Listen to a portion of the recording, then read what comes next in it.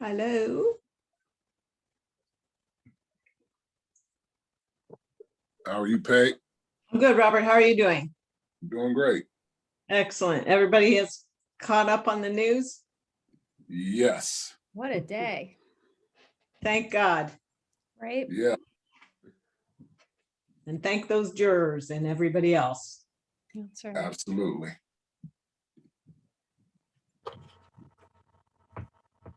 Louise, do you know how many people have registered now, or did you get an update on that? I didn't check. I don't know if Monica, did you happen to check when you logged in? I was not able to check that. I can check now. I wasn't sure. Thanks.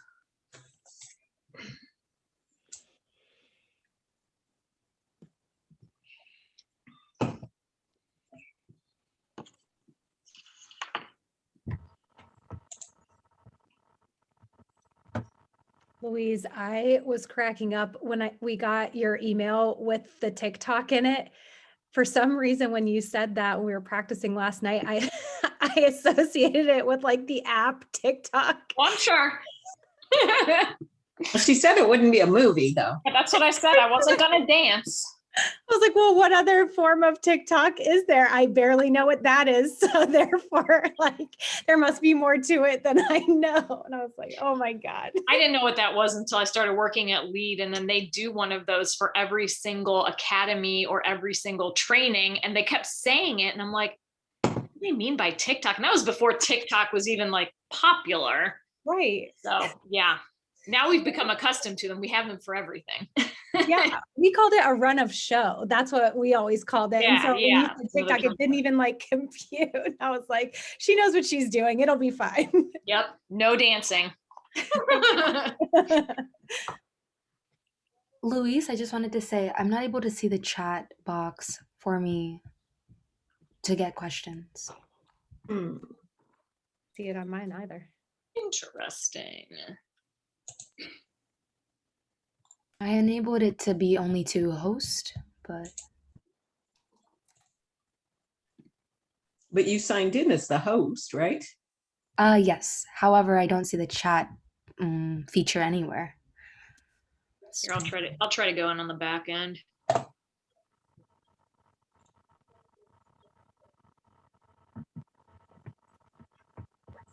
Well, we are in double digits on our participants now.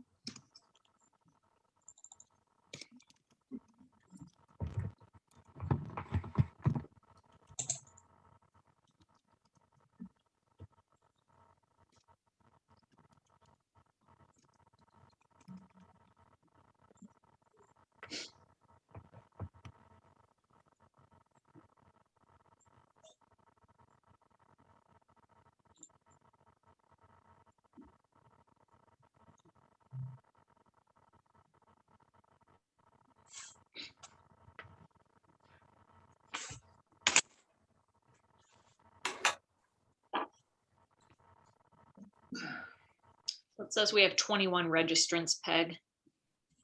Great. But we have 11 participants.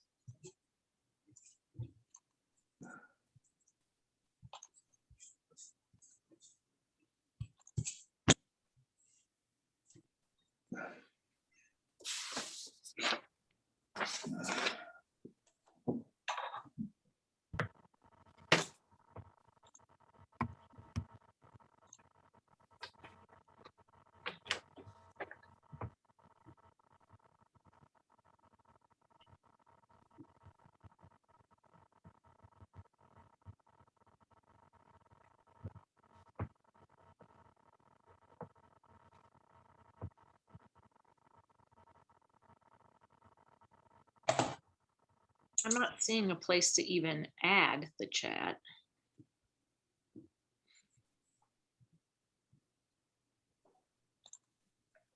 It seems like that would be the default to have chat.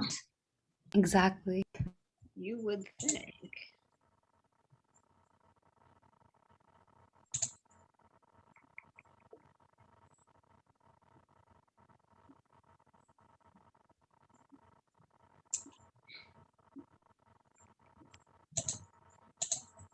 I do see the feature in chat, how in the Zoom settings, but Yeah, that's, I just went Yeah. there.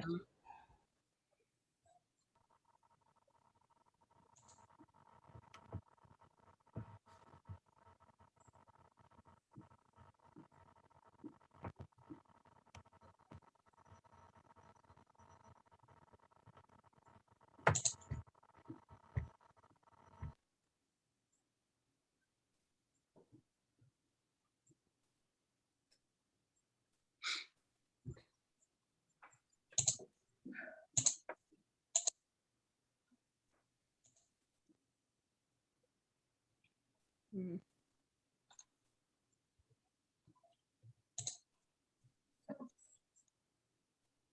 an alternative is people raise their hands and then I can spotlight them for the question.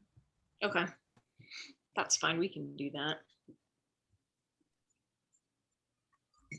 We typically begin our monthly meetings at 7:05, and usually that's when we get the, the number of people we're going to have. So we will give it a couple more minutes. Glad to see the people here that are here.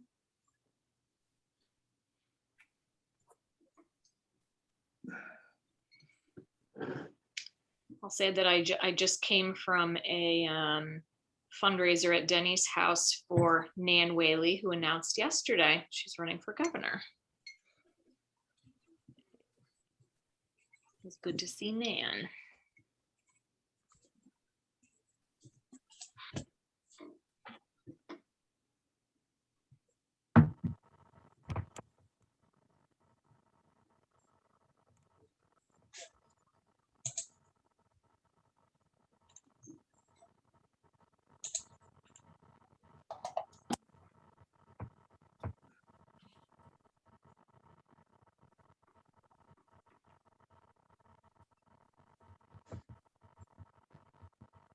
Oh, Robert, I'm going to have I need to show my diploma from Kent if you're going to show yours from Akron. Oh, yeah. Yep. It's all blue and gold, though. All blue and gold. That was 10 years of night school. Oh, wow. That makes it long. Yeah. Yep. I was one of those guys that wasn't serious when I first got out of high school. You know how that is. Yeah. I'm glad that I was able to do it all at once instead of waiting. Yep. All right. It is. I'm sorry. Go ahead. No, I was done. Go ahead. Okay.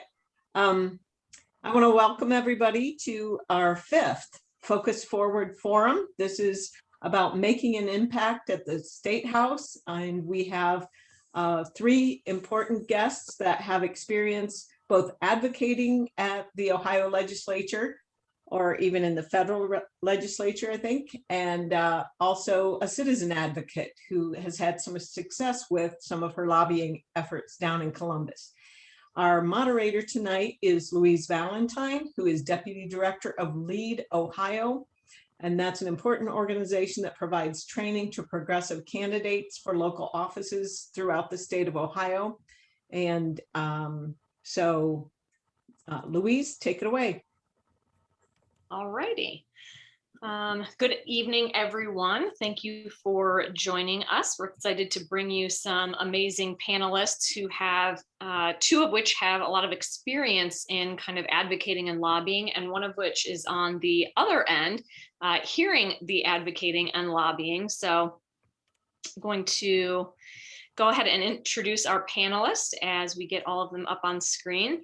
So I'll just go ahead and have them introduce themselves in alphabetical order. So we've got Doug Babcock. He's a fellow Delaware County resident and a legislative aide to the Ohio House member for the 17th District in Franklin County. That's Democrat Adam Miller. We also have Robert Davis, another fellow Delaware County resident and political and legislative director at AFSCME Council 8. And AFSCME stands for American Federation of State, County, and Municipal Employees. And then we have Crystal Lett, who was the Democratic candidate for the Ohio Senate in District 16 in Franklin County last year, and lost by just the slimmest margin of votes, unfortunately, but she has been a longtime advocate and activist. So thank you all for joining us. And I'm going to kick things off by having you each just give about 5 minutes to provide everyone with some background on yourself, how you got into your current position, either advocating or fielding advocating and lobbying requests. So again, I'll just go in alphabetical order by last name. So Doug, you can go ahead and kick us off. Hey, thanks so much. My name's Doug Babcock, and I work at the Statehouse now, but it all started in Galion, Ohio, not too far from Delaware. And like most people in Ohio, or the story of Ohio, the factory shut down. My parents got divorced, and I went to high school in Columbus City Schools. After that, my first job was right out of college, was at the White House for Al Gore. I did that for about 6 years, and then he lost. So then I had to go to law school, moved back to DC and worked for Sherrod Brown for about 8 years. And then I gave it up. I chucked it all. I was like, I'm done. Moved back here. And my wife said, hey, there's this new development over by Olentangy Orange High School. I'm like, what are you talking about? There was one Olentangy when I left. Now there's 4 of them. And so we moved back here, and I was practicing law for a long time. And a good friend of mine, Adam Miller, who was elected to the Ohio House, called me and said he wanted me to help him. And I said, no way. And he called me again. I said, no way. And after a while, I gave him 1 year. I said, you have 1 year, much to my wife's chagrin. And that was 3.5 years ago. So that's the long and the short of it. Thanks, Doug. Robert? Yep. Well, I'm originally from Akron, grew up there. Growing up, my dad was president of city council in Akron. He was the first African-American ever elected to public office in Akron. Got elected back in 1957, believe it or not, even before I was born. So growing up, he was also a UAW local president. He was a machinist by trade. So given his busy schedule, I said, well, when I get big, there are 2 things I'm not going to be involved in. I will not be involved with unions, and I will not be involved in politics. And funny how things work out. So I can remember my first campaign I call myself working on was passing out sample ballots for the Humphrey Muskie campaign in 1968. And so I always was around politics. I started working for the Housing Authority up in Akron, got involved with the union up there. Then one day I get offered a job to come down here to Columbus and work for a group called AFSCME United. AFSCME United was the joint political and legislative program of the 3 AFSCME affiliates here in Ohio. We have OCSEA, which represents primarily state employees, a group called Ohio Association of Public School Employees, which has the majority of non-teaching public school employees. And then AFSCME Ohio Council 8, which I represent, we have the majority of municipal and county and higher ed employees. So that's how I got involved on the lobbying side of it. That group broke up, disbanded back in 2006. And I went to work for AFSCME Ohio Council 8 full time, and been doing that ever since. Love the work. You can really see the difference. Get to work with good representatives, including Adam Miller down there, known Adam for a long time, and just love the work, love what we do. Great, thank you, Robert. Crystal? Yeah. Again, my name's Crystal Lett, and I'm from Hilliard, Ohio, was born and raised in Hilliard. I now live in Dublin with my husband and 3 kiddos. I graduated from Ohio State with a degree in political science. And really after college, I really wanted to work in the community, in neighborhoods. I worked for the city of Columbus as an intern during college with Community Relations Commission, which is now an office of neighborhoods at the city, and just really loved the work. So I started my career working with 14 to 21-year-olds with really severe and symptomatic mental health disorders. And I did that work up until I had my first son. who was born with a really rare genetic disorder. So really my course of advocacy was both because I loved it and because it just became what I needed to do to be the best that I could be for myself and for my family. And so really after the 2016 election is when I became much more politically active and an actual advocate at the state and federal level. I work a lot with Save the Children Action Network, and we do a lot of policy work on affordable childcare, early childhood education, and now protecting kids along the southern border. And that work really led me to make some connections with our local elected officials here. And one of those people is Sherrod Brown. I think we all might have that in common. And I worked really hard with Senator Brown in 2017 to renew CHIP, the Children's Health Insurance Program, and was able to see healthcare saved for 209,000 people here in Ohio, my family included. So after that, I took a couple years to continue advocacy work and then decided that I wanted to try and run for the Ohio Senate. And it was a very long, hard-fought campaign, a very competitive primary, and then a competitive general. And we fell short by just 131 votes. So my life now is very much still doing advocacy work. It's the work that I love, just very similar to what Robert and Doug shared. I think it gets in your blood. And when you love being out and serving the community, you can't just turn it off. So that's what I'm going to keep doing. Thank you for sharing. So the first question that I'm going to ask is more for Robert and Crystal.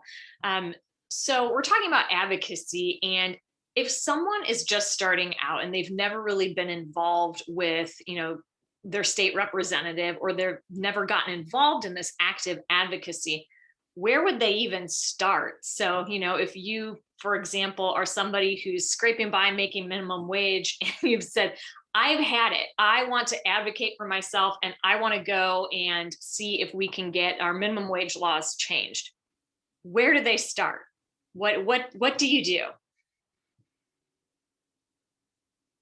Oh, Robert, you're on mute. There we go. The internet is a great source, I think.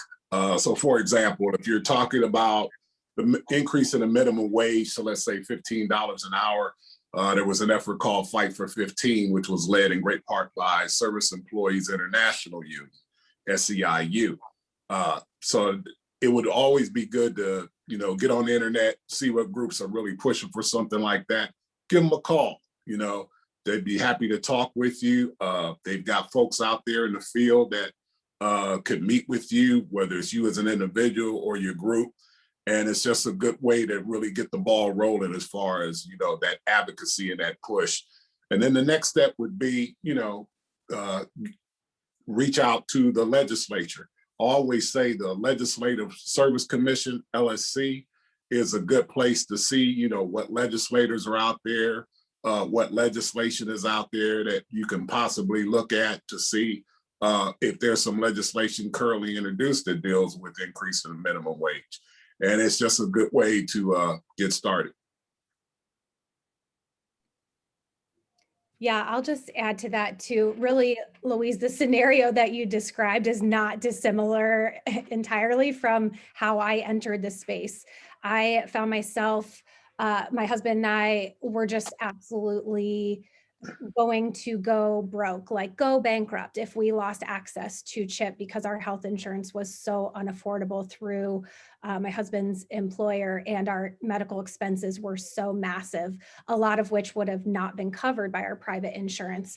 So when I saw that CHIP was at risk of not being renewed or not being refunded in Congress, I did the only thing that I could think to do, which was to call Nationwide Children's Hospital, where my son has a team of specialists, and say, oh my goodness, what are we going to do? We won't be able to afford to take care of our child if we lose access to CHIP. And they connected me with the government relations team at Children's, and I had a conversation with them. And by the end of the conversation, they just said, hey, do you want to go to Washington and talk to your representatives about this? And I was like, Sure, sounds great. And so really it can be as simple as, there's an issue that you care about that's impacting you significantly. And you just start picking up the phone and calling the people that you can think to call. And they, it kind of ends up working out, I think, where the threads connect and eventually you find the person that you are supposed to be connected with and are able to get in front of the people you need to. But it's just that persistence of picking something that you care about and then seeing it through until you get to the people that make the decisions. Right. So adding off of that, so let's say that you do your homework, like you said, Crystal, and Robert, you said you maybe found a group that is already kind of working on that issue, and legislator or a group of legislators says, okay, we'll meet with you. How do you prepare for that meeting? What do you do to make sure that you go in prepared and ready to kind of have that conversation? Well, you definitely have to do your homework on the issue. Know that issue inside and out. I would read any and everything I could about the issue I want to speak to the legislator about. Not just my side of the issue. Let's say I'm a proponent of the issue. I would also read what an opponent may say, so I can counter it in my conversation should the legislator have some questions.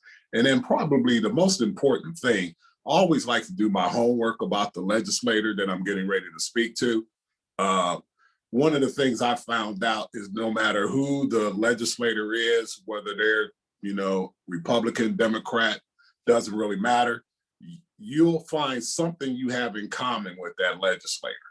So for example, I dealt with a legislator today who just so happens that he's a machinist by trade.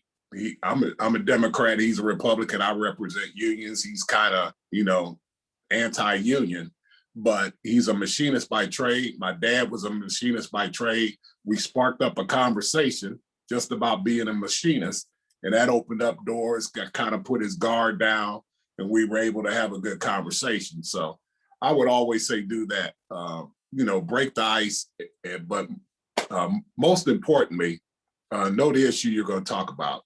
Do a lot of homework and know it pretty much inside and out, because those legislators are going to have a lot of questions and you want to be able to answer them as best you can, or at the very least, after the meeting is over, know where to go to get that question answered so you can get back to them.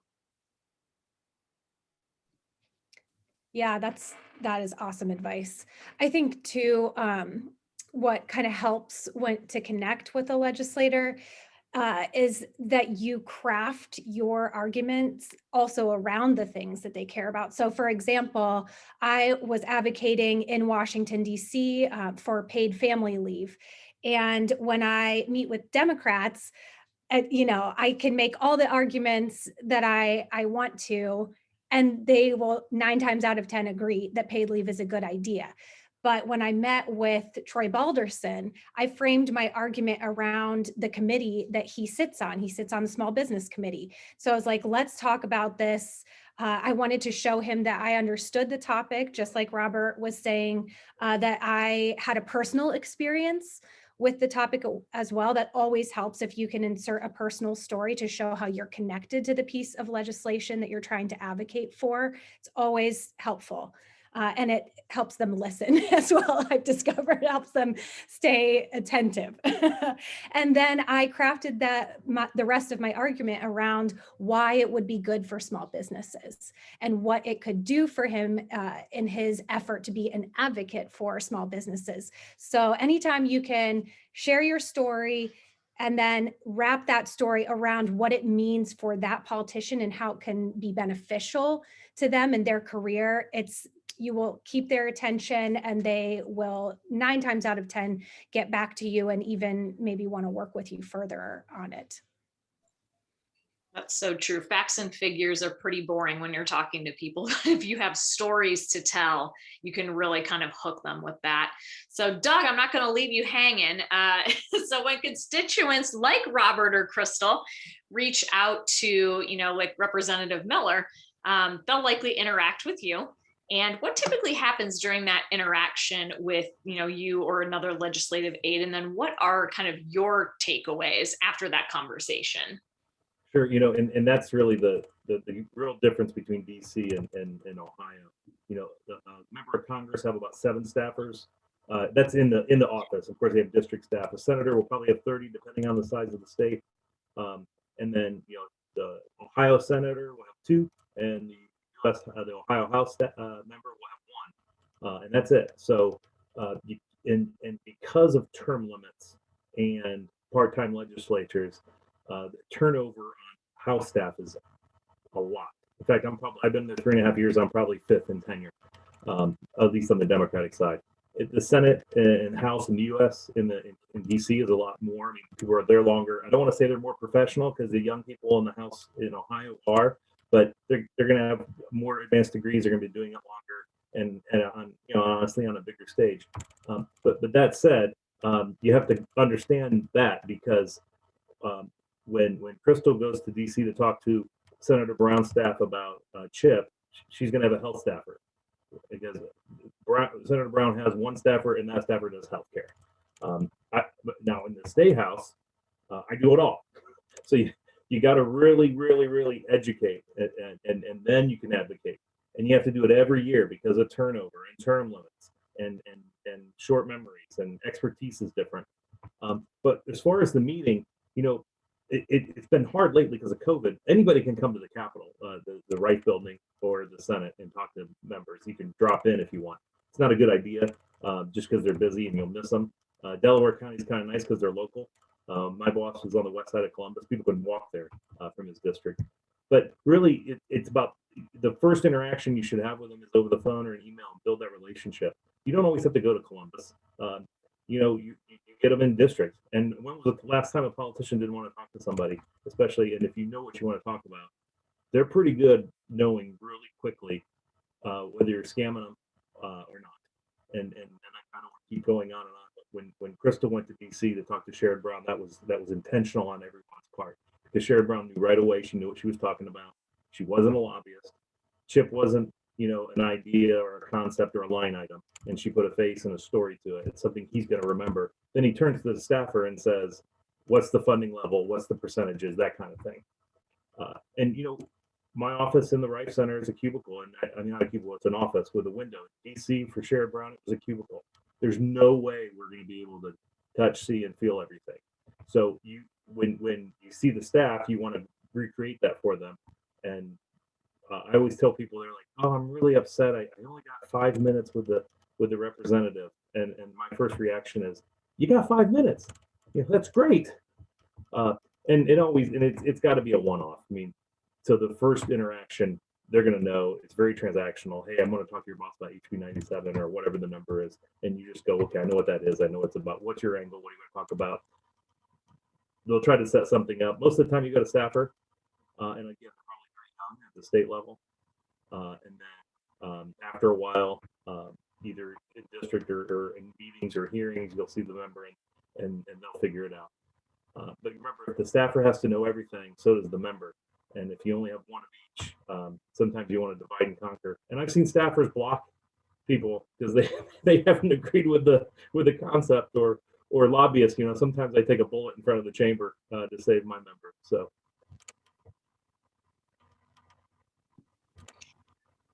All right. So another question. So we're assuming kind of that, Robert and Crystal, they're lobbying for, what they want to lobby for, and they're going to their own representatives. Crystal mentioned Troy Balderson. He's, Congressional 12. But those of us who are in Delaware County know that we don't have exactly the most accommodating state legislators. And sometimes when you want to, get something done or accomplish or your voice heard, you might look to go to another state legislator, whether that's in the House or the Senate.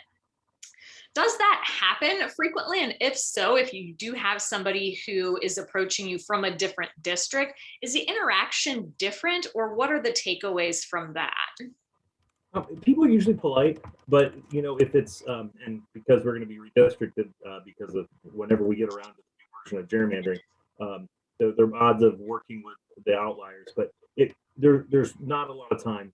There's not a lot of bandwidth to handle people outside of the district. Now statewide groups, I mean, we'll talk to anybody from Moms Demand Action or Ask Me. Sorry, Robert, I usually talk to Anthony Caldwell. So, but it for casework and stuff, we'll always send them. But we're always looking for witnesses, and votes are always important. And if you have something to add, you know, they'll listen. But it's really easy to dismiss. Hey, you're not from the district, go away. But if you see them in the hallway, and you know, everyone's gonna listen to Crystal about her CHIP program, and because she's with Save the Children, that's easy.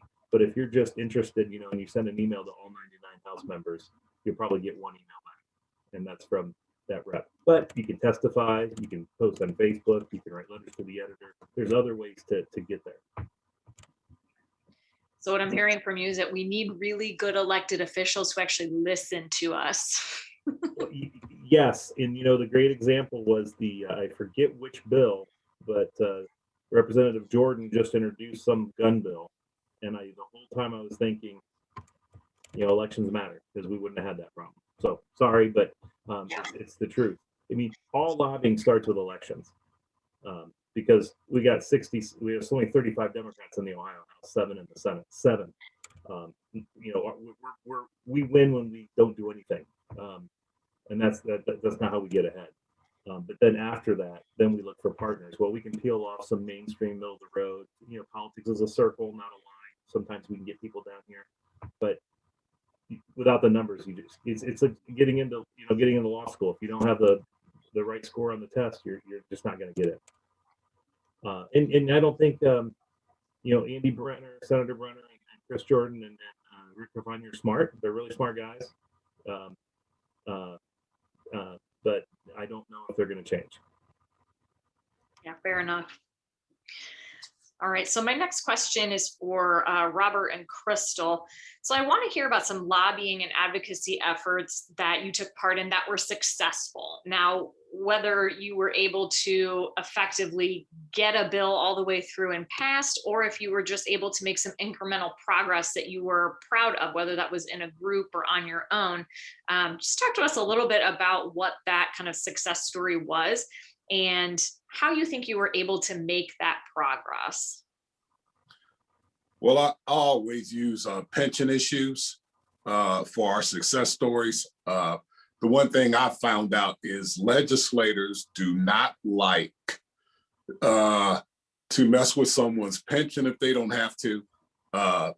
They don't like to go against what seniors, I mean, when I say seniors, I'm talking those of 60, 65 years old that live on a fixed income. Legislators are real hesitant about those issues, and they usually will support you on it. So we've had some issues over the years dealing with some of the public pensions here in Ohio. We've got 5 statewide public pension systems, and we had to do quote unquote pension reform. And it was easy to work with both sides of the aisle on that. So we had to work with them as far as increasing the amount of years an individual had to work, or what age an individual had to be, or what type of retirement benefits would they get when they retired. And I noticed that there wasn't much difference in working with the Republicans than it was the Democrats when it came down to pension issues. So I think that was the highlight of what we've done as a union as far as success stories, were how we were able to lessen the impact as far as the impact on the retirees. And then there was also, when times are good, we were able to get additional benefits for them as well. So that's probably the best success story we've had. Yeah, I think, you know, I have a little bit of a luxury being in the healthcare and in children and early childhood education space, in the sense that Doug mentioned this briefly earlier, but it looks really bad if you're a legislator and you say, no, I don't want to hear about the children's issues. So usually it gives me a little bit of a leg up, in the sense that I can get in the door. But to get all the way from in the door to a win is a totally different story. CHIP was probably the shortest I've ever worked on a piece of legislation or on, you know, a funding process. And that was, oh gosh, I think about 7 or 8 months. And I was like, this is great. This moved so expediently. I can't believe it. When I've been working with Save the Children, we worked to introduce the REACH Act, which it's like the Reach Every Mother and Child Act. And basically it changed the way that we administer and administrate foreign aid abroad, and made it better, more accountable, more efficient, and made the money go further with what we had. And I think it was at least 3 years. It might've even been 4 years that we introduced that, went, lobbied on the Hill, ad nauseum for it, did all kinds of advocacy work behind the scenes when we weren't in Washington, and then reintroduced it every year until it finally passed. So I think the main thing about advocacy or lobbying work is that it requires a lot of persistence. You can't give up, especially if it's something that's really important and that you care about deeply, and don't be discouraged if it takes years, quite frankly, to get that legislation across the finish line. And sometimes really the work that you do in that process, like for me, I've been working on paid leave now for, I don't even know how many years. I stopped counting because it's depressing, but it's something I care so deeply about, and something that's so important that really, I think I've kind of reframed the way I look at it, that the goal is not necessarily to win every year, but to keep moving the needle and keep pushing, because it does move and eventually it picks up momentum and you can get a win out of it, but you have to stay diligent and you have to stay dedicated, and you just can't quit. That's like the motto of every candidate that ever runs in Delaware County. Incremental progress. Crystal, really quick on that. So what do you think was kind of the culmination of things that ended in getting that win after 4 years, or however long you had been working on that? How are you finally able to get that across the finish line? It was just the culmination of a lot of noise, and probably legislators just being thoroughly annoyed with us. And so there's that. There's like the noise factor where they're like, just stop talking about this. Let's just get it out of our hair. But more often than not, it's the culmination of you just making it noisier. So we brought in other organizations. So it wasn't just Save the Children. We're making connections with all kinds of different advocacy groups that work in this space, and just continuing to build the argument. And eventually the argument is so loud and there are so many groups involved that they'll introduce it, get it through committee and the whole process, and then put it up for a vote, because there's enough seats at the table that are fully occupied that they can't look away anymore, so to speak. And then Doug, on the other end of things, have there been any citizen-led kind of initiatives that have gone through Rep. Miller's office that have, moved him to ultimately introduce legislation or have resulted in kind of significant progress on an issue? Yeah, and it's not quite the same scale as DC. John Dingell's father. There's been this universal health care bill introduced every year, every Congress since 1933, and now I think his wife's introducing it after his father introduced it. So they're approaching 100 years on this legislative attack, and that's really the long term. You want to take the issue; it's a partisan issue. If you can take the partisan out, then eventually they solve it. We've seen that with the education funding. I mean, they're all been 20 years, and don't hold your breath on HB1. I know Old Tangi's supposed to get 35 million, but don't hold your breath. You have a senator up here that might look differently. But one great example was 2 years ago, there was a bill that was on the House floor, and it was going to allow the Humvee, military Humvee, not the ones you buy in the store, to get historic plates. And what historic plates do is they let you, again, I'm not a transportation guy. I learned this on the fly because this constituent educated me. Historic plates, for like $10, you can drive it during the day and essentially drive the vehicle to parades and advertising things, but you can't really drive as a vehicle. So they wanted military Humvees, and they were going to pass it. Who doesn't want to see that? Well, this guy called Rep. Miller and he said, "Can you call this guy back? He wants to talk about Humvee." And I'm like, to your point, I don't even think he was from the district, but Rep. Miller is a veteran, and he kind of caught his attention. Well, the guy gave us the specs on a Humvee, a real Humvee. And if you're going down 71, you get a foot and a half on each side of the lane. So, you know, grandma driving on 71 does not want to deal with that. I don't want to deal with that. And I got 2 kids. Chris, we got 3. You don't want to deal with that. And then he told us that they weigh like 3 tons. Well, there's a significant number of bridges in Delaware County that can't handle 3 tons.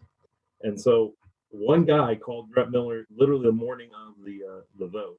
Now it passed. The Republicans passed it, but he went up and told the speaker, "Hey, this is a real big problem," and never saw the light of day. Like they never even took it over to the Senate after that. So you know, and a lot of good. I always say there's a hierarchy on legislation. You know, lobbyists always have good legislation, meaning well-written legislation. We won't necessarily it's good. And then there's advocacy groups, and then there's individuals, and then there's the members. And that's kind of the hierarchy on quality. No offense on the members, but the reason I say that is a lot of times casework where people call us because they have nowhere to go with unemployment or healthcare. Somebody trying to get chipped, they'll call Rep Miller to send them to Sheriff Brown's office. A lot of times, good legislation comes from that because you hear, you know, why can't I do this? It makes no sense whatsoever. And sometimes you solve it with a bill and pass legislation. Sometimes you can just work it with the agency. And then if it's a really good case, then you can always, you know, bring the constituent up before the committee and testify and really get them. But those are kind of the 2 tracks. And it was just a concerned citizen who was watching the Ohio channel that saw the Humvee bill. Who knew? Wow. You just mentioned something that is important that I want to talk about. A lot of times, you know, issue groups will call on Ohioans to come and provide testimony for bills. So whether it's for or against a bill that is happening to go through the legislature, or it's, you know, having committee hearings or whatnot, what exactly does that mean? And why is testimony important? Well, I tell you, anybody. It amazed me from DC because it's only invited testimony. And so I show up my first hearing with Rep Miller and it's anybody. I mean, they'll just take people in the audience. So anybody can talk. Now, it's great for high school students and young people to get the experience. It's great for anybody to do. But it's really amazing because they'll take testimony from anybody and they'll sit there and listen. And, you know, after a while, you can wear them down. And the Moms Demand Action was able to defeat the attempt to get rid of concealed carry in Ohio, the last General Assembly. We had 9 hearings before the Federalism Committee, and it was just concerned citizen after concerned citizen, and then an Episcopal priest and a cop, and then a gun dealer, just on and on and on. I think we had over 200 witnesses testify against the bill, and even though they probably still had the votes, and even though they probably won the argument in their head, they lost the public opinion because the reporters were covering it, and news people were covering it, and they were kind of getting embarrassed by it. And we had some every town kids, I shouldn't say kids, young people, survivors from Parkland, and the one was from Cincinnati, and we really beat them with it. But you know, if we would have done 4 witnesses on a piece of paper, 2 submitted for writing and 2 spoke, it would have just flown on through. And because anybody can do it, everybody should do it. And then they'll change the rules. But until then, and it's super easy. Yeah. You literally show up, look on the website, either show up, look on the website, fill out the form. Yeah, that's what I was going to ask is how would somebody know when a testimony is coming up in order to get involved in that process? Well, I was going to say, just go back to the Legislative Service Commission. They've got committee schedules listed on the Legislative Service Commission website. What committee it's assigned to, when that legislation is going to be heard, who's the sponsor of the testimony, whether it's proponent or opponent or interested party testimony. So they can pretty much find out anything they want to know. It's usually kind of a week in advance. They try to do it a week in advance to let people know when that testimony is going to be heard. And if you have that relationship built up, the staffers will call you, or you'll have it with an advocacy group. Tweet it, put it on Facebook, Instagram, tell everybody about it. You know, get a picture with the ranking member or the chairman, depending on your view. I mean, really sell it so it's just not 4 minutes. It's, you know, over and over. Send the link on to your friends on from the Ohio channel. I mean, it really is a way to, you're talking to 4 people, but you can talk to 400 pretty easily. Right. Yeah, too, I think, if you're someone who's been politically active or, is active in the party, and you want to gain some more experience into, what it looks like to run for office, what it looks like to be in the legislature, this is probably the best way that you can get some experience as to what that looks like. My sister-in-law, there's a bill going through. It went through the Senate first, now it's going through the House, and it affected whether or not she would be able to do her job. And so she called me and she said, "Hey, I'm worried that this bill is going to make me have additional licensures that people like me can't afford. What should I do?" And I was like, "You're going to testify. That's what you're going to do." And so we got her signed up. I helped her write her testimony. She went and she nailed it, just nailed it. It was so exciting to watch. And she called me like right afterwards because she was like, "Can you come with me?" And I was like, "No, because I know all the people in the committee and it would be a distraction, and they'll know that you're related to me and you can do this." So she called me afterwards and she's like, "That was so powerful and it was so exciting. And I just feel like I did something really important today." So I can't express enough how powerful of an experience that is, how crucial it is, how helpful it is to the community and to the legislators who are trying to, we like to think that our legislators are trying to make laws that positively impact people. That should be the job. And, this is a way that you as a constituent can participate in that process. And it's so easy to do and so rewarding. So Crystal, you mentioned getting signed up to do that. What is that sign up? Oh, did I say sign? I mean, you can just show up if you want to. That's Okay. if it's so with advocacy groups, usually there's a sign up involved because you're associated with a group and they send out an email and say who would like to sign up to testify. So sometimes it's as formal as that or as informal as I care, I'm going, this is when it is, I'm showing up, I'm going to say something. Okay. It's either or works. And for anybody who's testified on the call here, are there rules around how long your testimony can be, or are there rules from the legislators as to how long they will allow for testimony? So you mentioned, the gun bills and the testimony went on for hours. I know that the same was true of an education bill not too long ago with the charter school funding, where they were there all night. What kind of rules are in place for that, and who kind of owns those rules? Well, the chairman always controls the rules, and he or she is usually bound by the fact that they're on the Ohio channel, so they'll be polite for the most part. I think during the gun debate, I think Republicans probably got 2 more minutes than Democrats on average, which was okay because we let them talk.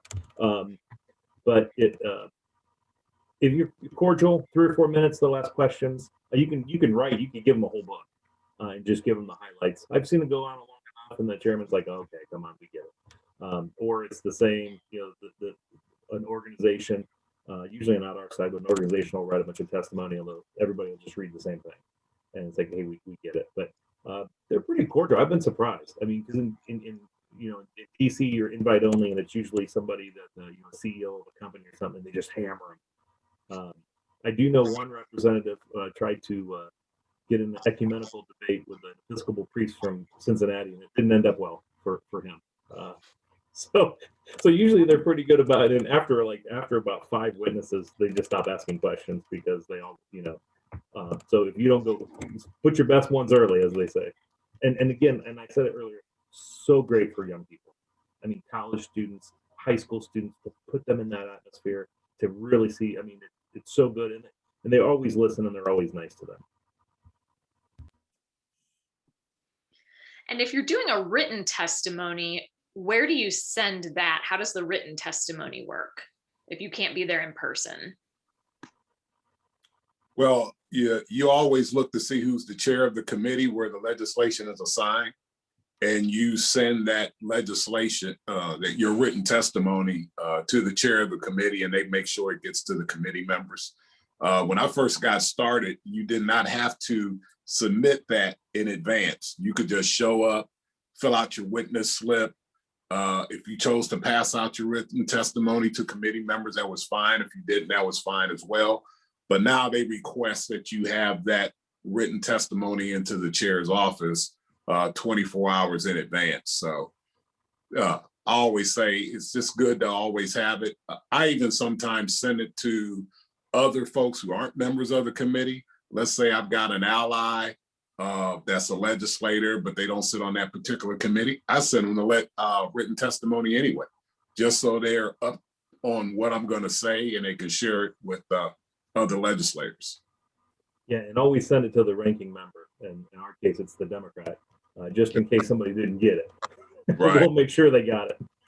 But that's something too that ties into a little bit of what we were talking before. If your own legislator isn't listening to you or isn't responding to you and you care about a particular bill, you can reach out to the legislators, that either the legislator that introduced it or any co-sponsors or supporters of that bill, or, you know, if you know that that bill is in a specific committee, the chair of that committee or the ranking member of that committee, those are all people that are more likely to listen to you and request more information, even if you are outside their district, if it's a bill that they're actually working on or have a vested interest in. So that's an angle too, if you can't get to your personal legislator. Great. So that is actually it for all of my questions. I want to make sure that we go ahead and open it up to folks that are on the call. If you do have a question, for whatever reason, the chat box is not showing up. So if you can raise your hand, we can call on you to ask your question. So does anybody have any questions for our lovely panelists about advocacy and lobbying? Right. It looks like Joyce has a question. Hi there. I make a lot of phone calls to my legislators when I'm interested in an issue or not. How important is it to make phone calls to the offices, or is it better to do email, mail? How effective are any of those avenues? Well, if it's your member, they're very important. You know, during the HB6 kerfuffle, the generation now was pummeling every single office with calls from all around the state, and we just stopped answering the phone because there's no way I'm going to take a call from Willoughby, Ohio. But for you, I would do everything, and call, write, email, tag them on Facebook. They're all on Facebook. Let them know. And then after a while, they're going to see your name and recognize you and know that you know what you're talking about. And then hopefully they'll start reaching out to you, and then you have that relationship. And then if you're part of an organization, you know, and maybe you can get to another member that way, join their meeting if you think your member isn't going to listen, but they want to move another member, then you can tag along to, you know, the Ohio 17 meeting or something. But it's real easy as a staffer. You know, I get 150 emails from a day. It's real easy when it says, you know, Dayton, Ohio, just to hit delete. So it's got to be really good for me not to do that. And Joyce said, I would like to also add that I think if you're going to submit something in writing, do a personalized letter rather than an email, and make it personal. If it's a piece of legislation, say in your letter how it affects you personally, rather than just, let's say, society as a whole. I think that goes a long way, makes your letter stand out, makes the legislator, you know, remember you.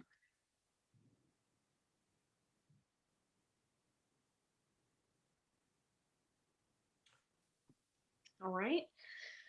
Who else has questions for these folks?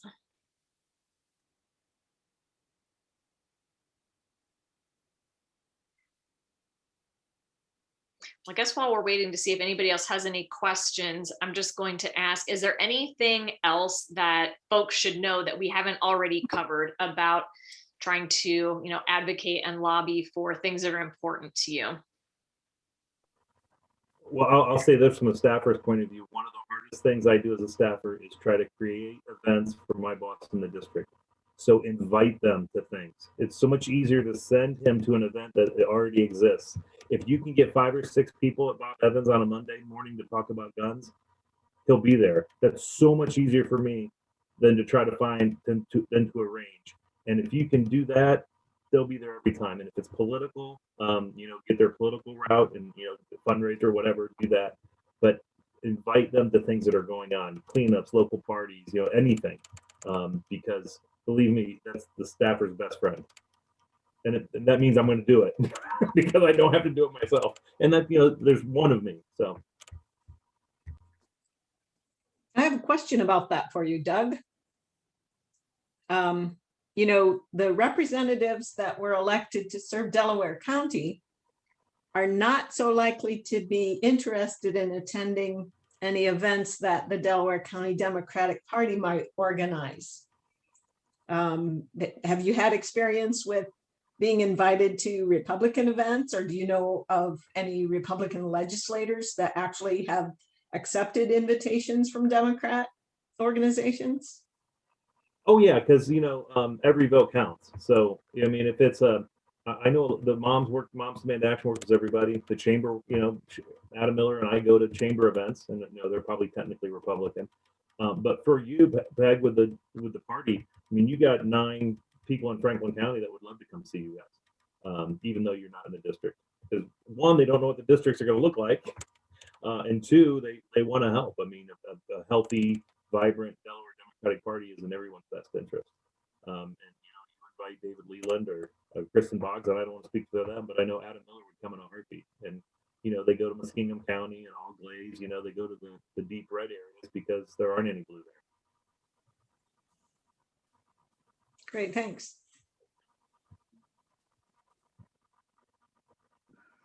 Robert or Crystal, do you have additional kind of tips and tricks or anything that we haven't covered already? Yeah, I would just say, keep in mind that you always want to follow up with the legislator. Let's say the legislator had a question you weren't able to answer, or you had some materials you think the legislator would find useful. Always follow up with that. Don't say you're going to give them something and not do it. I think that goes a long way as to you personally, or if you represent an organization or a group, the group's credibility. So I would just say, make sure you do that. And then always, and I have to tell our members a lot of times too, because they're quick to write a letter, make sure you either print or type your letter.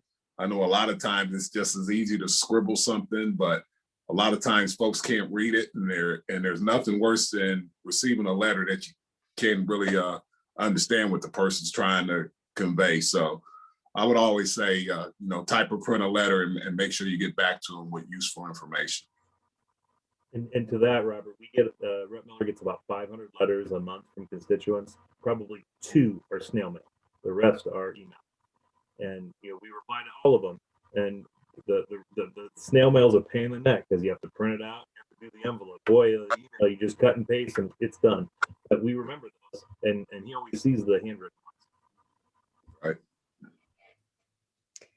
Yeah, I think, I'm gonna use this time to make a little plug for Statehouse, running for the Statehouse and supporting Statehouse candidates, because, I'm as guilty as this as anyone. I love going to DC and working on the Hill. I think it's fantastic. But the reason why I ran for the Statehouse was because I realized that, for every one bill that I wanted to see passed, it was 4 years in the making.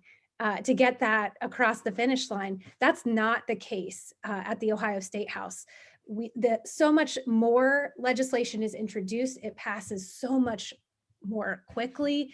And, certainly there are bills that will drag on there too, but the lion's share of bills go into the Statehouse and they're out within a few months. Maybe a year. So if you really want to see where the bread and butter happens and where the decisions that, get made that impact your daily life as an Ohioan, 9 times out of 10, that's from the Statehouse or your city council even. So those local and state races are so incredibly important if we want to, be the best Ohio that we can be, for lack of a better term. And as Democrats, we want to see our state be more progressive. Well, we cannot do that if we only invest and pay attention to federal level races. We have to invest in our cities and in our states.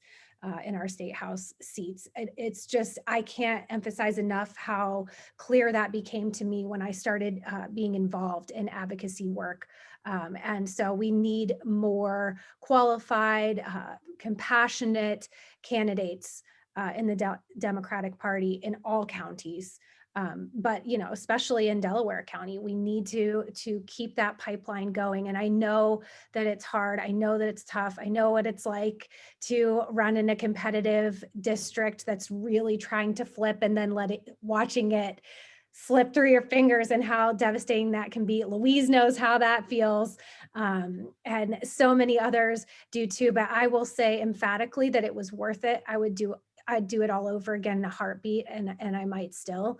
It's such a powerful and wonderful experience, and you get to meet fantastic people like you all. And even though I'm from Franklin County, when Peg called and asked if I wanted to be on this panel, I was like, yes, Delaware Democrats are some of my favorite people, because you guys are resilient and strong, and you do the good work and the hard work every single day. So keep at it, and please consider running for office. And if you don't feel like you can do that, then support your candidates, both at the local and state levels, because they need you to get across the finish line. You guys are the ones that make that happen.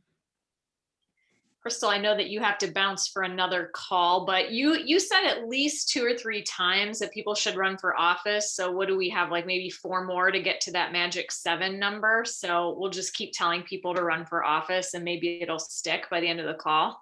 Yes, do it. You won't regret it. It's hard, it's tough, but it will make you a better person, a stronger person, and you will find wonderful people that will ally with you and for you. It's a powerful experience, to say the least. You're here.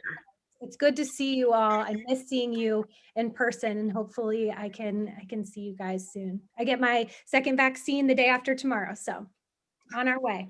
Thanks, Thank you Crystal. Thanks for being here with us, Crystal. You have lots of friends in Delaware County, and we will support you if you want to run in the future. We'll be watching. Appreciate it. Love you all. Crystal. Bye. All right, Holly has a question. I do. How effective are those like resist bot messages and like those form letters that we all sign on, and I guess candidates or politicians get like dozens and dozens of the same exact letter? How effective are those? Well, I know they always ask, and I know this from the elected officials I've worked for in the past, you get 1 or 2 letters, they don't even see them. I take care of them. 5 or 6, I may mention it to them.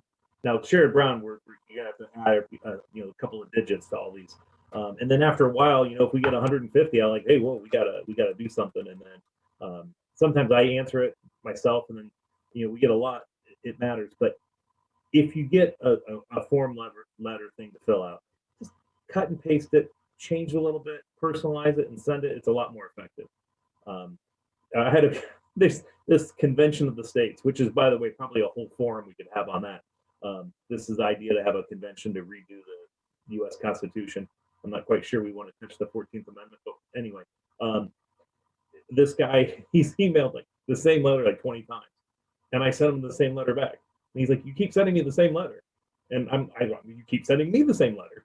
So, and then some of these one-click politics and all these other programs that do it, you hit reply and it doesn't go to you. It gets kicked back, and there's some sort of glitch, or it goes to their central and it gets kicked back. So it really doesn't help, because then we're not going to chase down an email address. We just have too much to do. But Holly, to your point, personalized letters and emails are perfect, very helpful. The more the merrier. And you kind of faded out there. Did you say like that?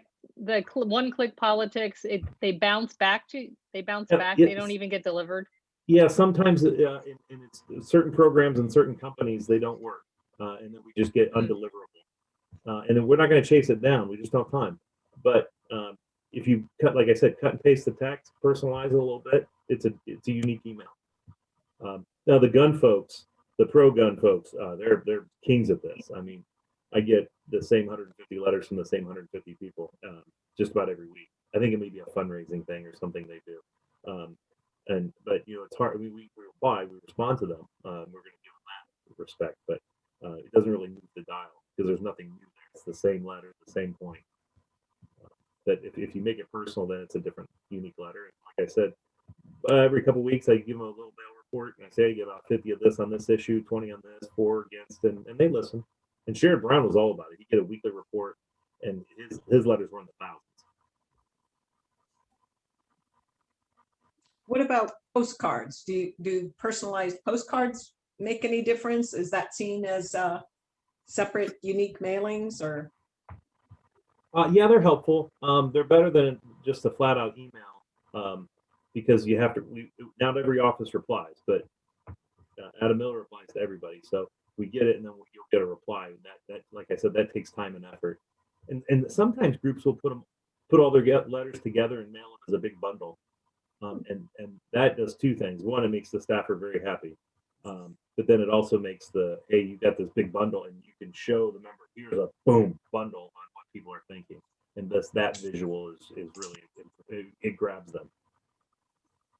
And postcards are good too. And again, they, 500 pieces of mail a month, and 2 or 3 are hard copy, snail mail. Good to know about the bundling. Oh yeah, and sometimes deliver them. Have somebody pop up or an event, just hand it to them. Yeah. And then the poor representative has to carry them around. Well, then he or she's gonna get questions on it. Then they're gonna have to talk about it.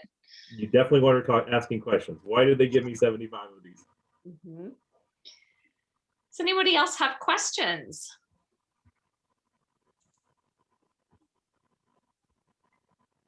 I know that we're running ahead of schedule, so we're probably going to give folks some time back this evening, which I don't think anybody's going to be sad about.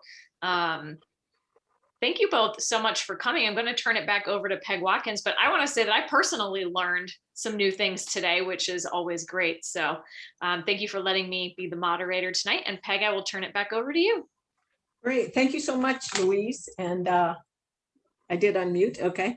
I want to say how much I appreciate the work that Robert and Doug are doing in Delaware County, or from Delaware County, and really appreciate all that Louise has done and will do in the future. So I hope we all learn from it. We will be working on some follow-up and email to let people know a little bit of a summary of what we discussed here. And I hope everyone has a great evening. Thanks. Thanks, Thank Peg. you.